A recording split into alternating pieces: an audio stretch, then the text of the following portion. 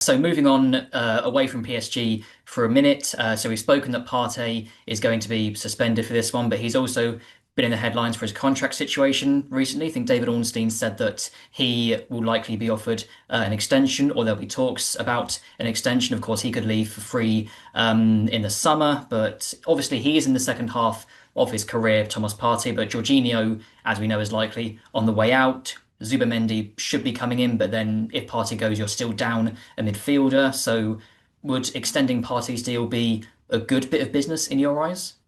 I don't know. I'm really on the fence on this one. From my understanding, the situation is on it is that it's still not really at the sort of formal talk stage about a new contract. It's that they're kind of exploring what might be an option because I think it's a difficult deal to do for a few reasons. For Partey, this will be his last big contract, and he's already on good money, and well, as far as I'm aware, wouldn't a sort of reduction in wages is something that him and his team are not really considering at this point because they're going to be being offered a lot elsewhere with big signing on fees and things like that, which I can understand because it is his last big contract. But from an Arsenal point of view, you're talking about a 32-year-old midfielder with not the best injury record.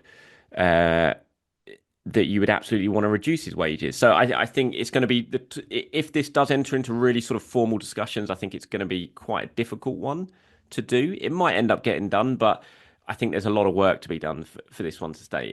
From a purely football point of view, it would make sense for Arsenal to keep Thomas Partey because he's just coming up back off the back of probably his best ever season in an Arsenal shirt. Definitely, he's been fit for the whole season, which for Thomas Partey is, obviously fantastic because it just hadn't happened. He's playing really good football.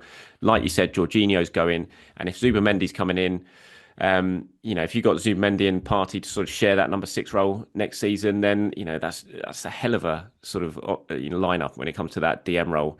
But if he goes and you lose Jorginho and Thomas Partey at the same time, even if Zubimendi comes in, maybe you're a little bit short. You're weakening yourselves a little bit. So it would make sense from a football point of view, but I think there's an awful long way to go in this one yet before we sort of see anything signed with him. I think talks wise, they're not going to be the easiest ones to navigate.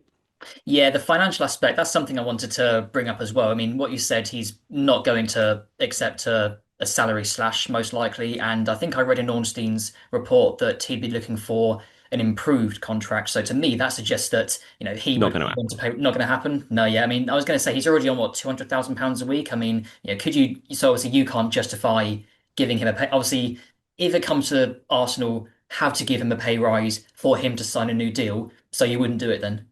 I don't think they would. I don't think they would do it. I'd just be very, very surprised. I mean, how could you justify that? I'm not sure you can really. Just doesn't make sense from a business point of view. If you give him a raise now, 32, and then he gets injured straight away, which I know he's been great this season, fitness wise, but past histories are the best indicator of future injuries. And I just think you'd be taking a huge, huge gamble on a player well into his 30s now with a dodgy injury record that I'd just be stunned if they were to do that. Maybe you can work it around.